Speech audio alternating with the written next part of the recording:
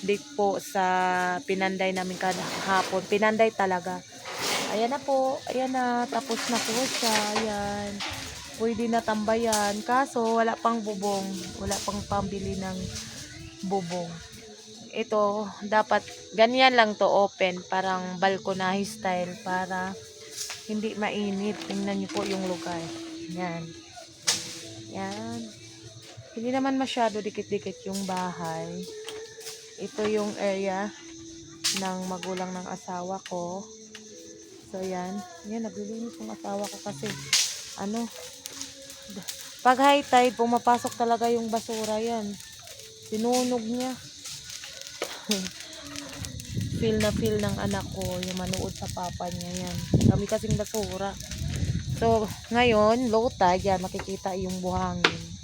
Pag high tide talaga, hindi talaga ano. Daming basura pumapasok. Yan, balik na lang kami ulit dito pag meron na pong ano, ibang materialis. So, mamaya konti uuwi din naman kami. Ay nila, hindi pa talaga totally tapos. Tapos dito, yan.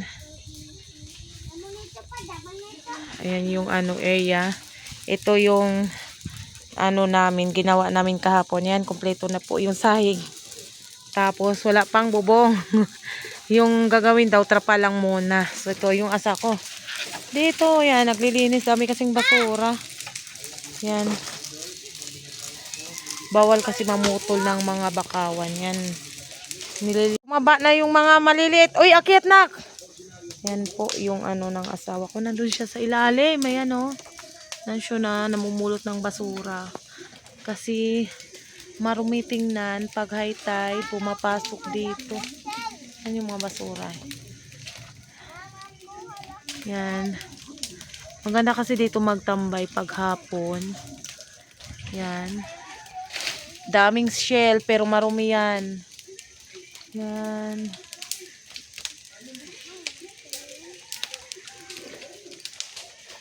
Wag dyan, dreamer!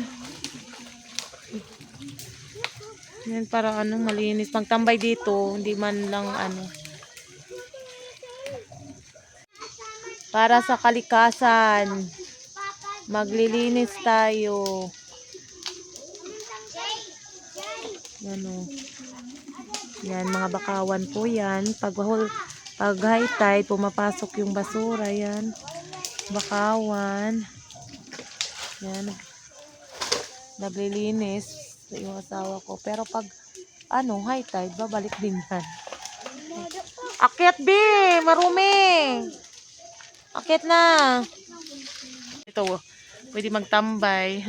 Ano, namimingwit. Pag mag-high tide dito, pag mag-high tide dyan, pag mayroong dagat, namimingwit kami kasi daming isda pumapasok.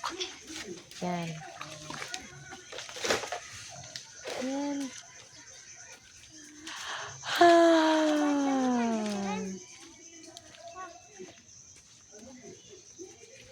Yan, pinupulot niya yung mga basura. Yun yung mga bakawan. Kasi marumi tingnan pag ano, pag high tide, yung ano, dagat, nangingibabaw talaga yung basura. Ayan, merong doong ano, gulong. Pag ano kasi high tide, sumasakay yung mga bata dyan, naliligo.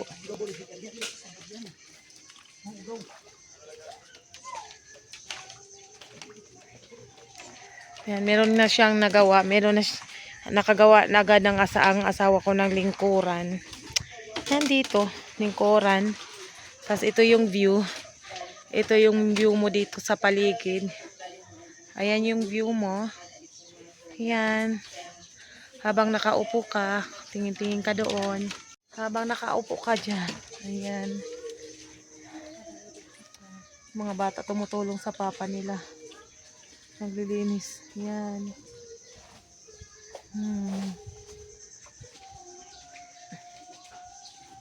Hangin. Presko yung hangin dito. Ayan oy. Uubuson talaga niya yung basura. Yan.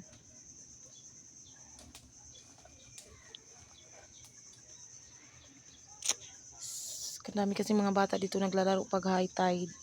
Dito sila naliligo. So, kailangan malinis. Dyan banda, fish pond po yan. Doon din fish pond. Napalibutan yan ng mga fish pond. So, plano ng asawa ko, i-fish pond to. So, malaki din yung gastos. Kaya, wag na lang. Yan. Oh, ito na po. Meron na kaming tambayan. Yung chinchin namin. Ay! Ay, bi. Relax na sila. Yan pa yung isang papi namin. Yan lang. Yan po. Pating po sa papi. Mga Papi dalaga ko. Yan. Meron na kaming tambayan. Yung sa ito magpunahong lechip, mga nangutot ang lechip ba? At ako konting kimbot na lang matatapos na to. Tapos bubong. Hindi ko alam bakit inuna pa tong sahig kaysa doon sa bubong. Kasi daw wala pang pambili. Ito, mas mura lang to. Yung mga kawayan. Yan po. Relax. Kasi babalik na kami sa Tacloban. Duty ko na naman bukas. Yan po. Tapos klase yung mga bata. Yan.